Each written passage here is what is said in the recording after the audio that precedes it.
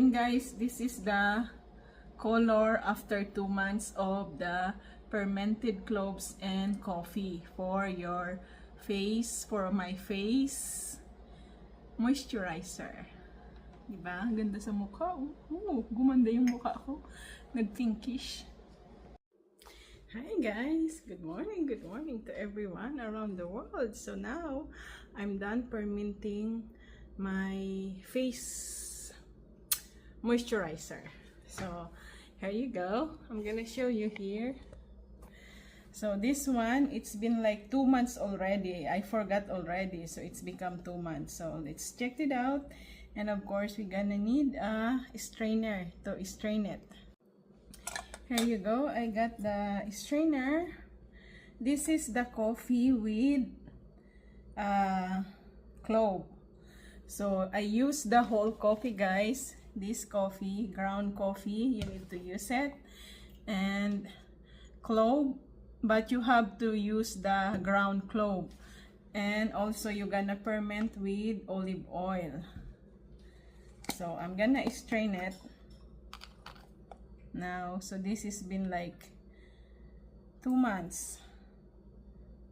Look at that, the color, guys. So don't use instant coffee. You have to use a ground coffee, a organic one, or a pure 100% coffee. If you don't have a ground clove, you have to use you can use also the clove, the whole clove, but you have to grind it. Like what I'm gonna do it today, I'm gonna show it to you how to grind it. I have a grinder here, a black pepper grinder. I remove the black pepper and I'm gonna replace with clove.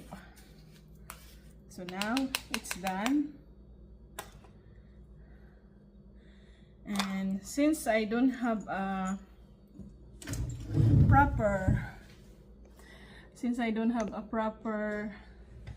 thing to put this for my face moisturizer, I'm gonna use the clove bottle to put in here,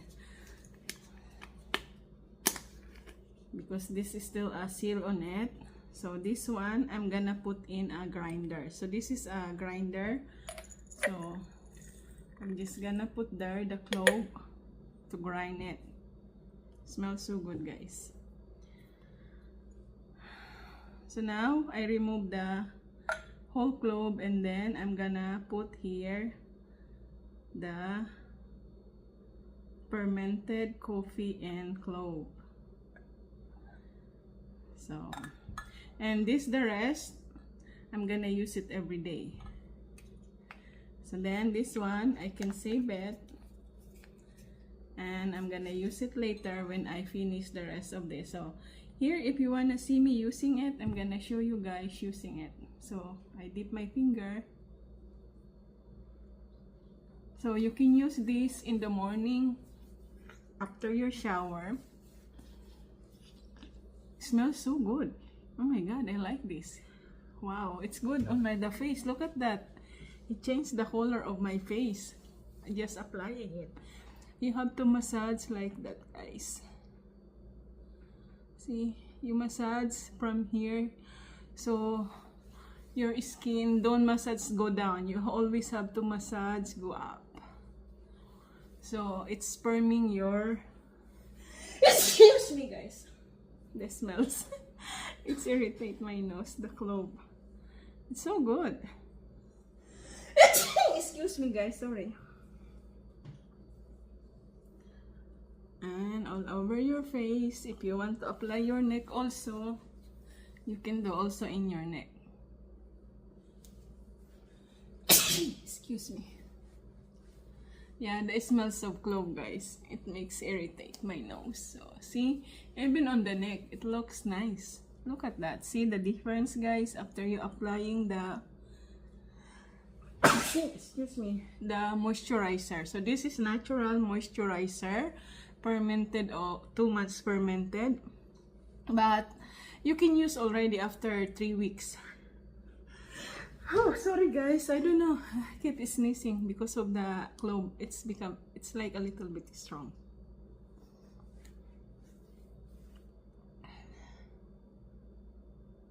It's really good though. You see guys, looks beautiful with my natural moisturizer, homemade. So this is the finished product after 2 months, but you can do only 3 weeks fermenting. So this one, I'm gonna put this in the cabinet, and you have to wrap with a dark color when you fermenting it. So again, because I use a plasticware, so I cover with a dark color cloth. You can use a black plastic if you have black plastic. So now I'm gonna show you how to make it, to ferment. So now you're gonna need a cup measurement and olive oil, of course,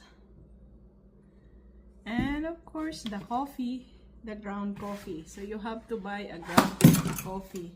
So the organic coffee I put in here though. I'm gonna use the organic coffee. So because I don't have a ground clove, I'm gonna grind a clove. This is the, I'm gonna show you the texture of the whole clove. Oh, masira ang aking kuko.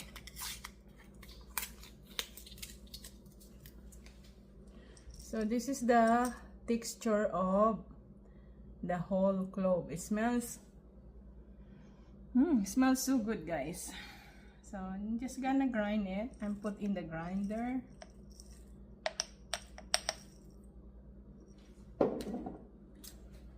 And then I'm gonna put the lid so it can grind.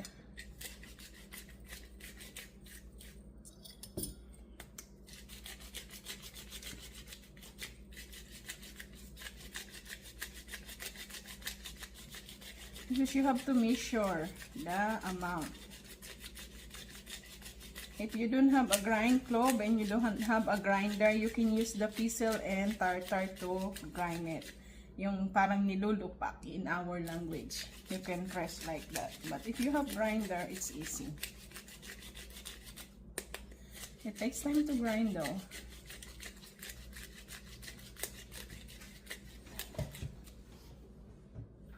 I'm gonna sneeze for sure again.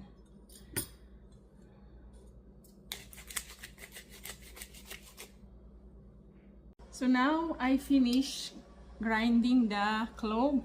So like I said, if you don't have a grinder like this one, you can use this one. So you have to grind it. Or in the Philippines, if you still don't have this, no grinder, you can use the hammer. Put the clove in a paper towel or in a hard fabric and you can hammer it. So that's the easiest way in the Philippines. So now we have to measure the olive oil. So I'm done grinding the clove. So I'm gonna measure this, how much I did, because it has to be same amount with coffee. Or if you want it stronger, you can double the amount. Like the one I did before, I doubled the amount. So hopefully it fit the... Oh! I like 1 tablespoon. Nah, it's not, doesn't... it's okay. I think I have to ground more.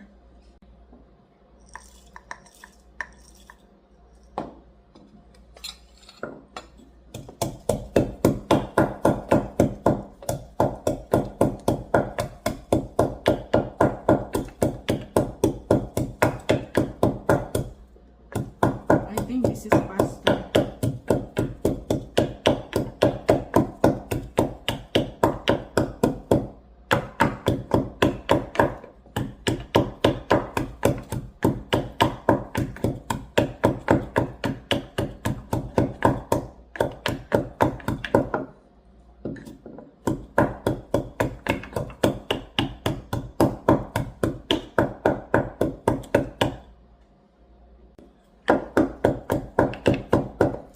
So after you grind it, of course it's not gonna grind the whole thing.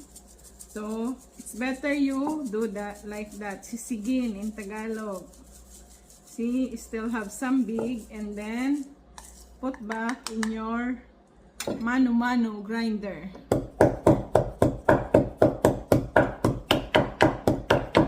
That's how you do. Now after 2 minutes, 2 minutes talaga. Hopefully it's gonna meet the 1 tablespoon. I think it's good already for 1 tablespoon. See guys, that makes your work easy.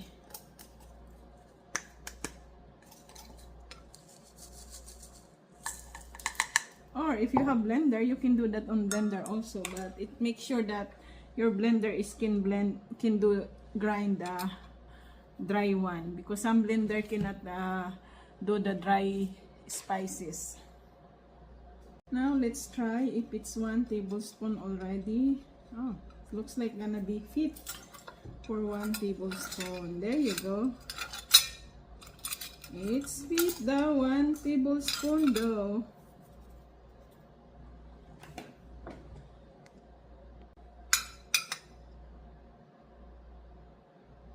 Now I got 1 tablespoon of powdered clove.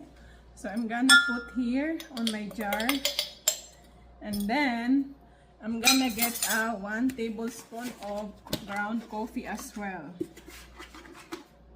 Super bango. So 1 tablespoon of ground coffee. And then we have to measure the, oh sorry.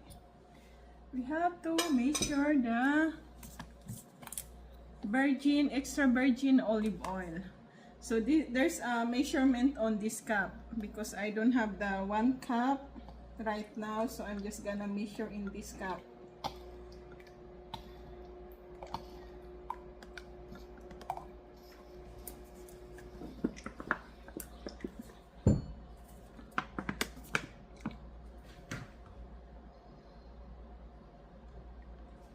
There you go.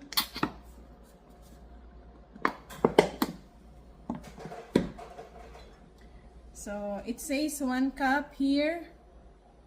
As you can see, that's the 1 cup, the line. So it reached the 1 cup. And pour this here. There you go. This is exactly nice. It fits on it. So this 1 cup, I can use this for few months already for my face moisturizer. And I have here the one that it takes 2 months. I forgot already. So this one are 2 months already. So but it's more stronger if it's more than 3 weeks. So now just mix it well.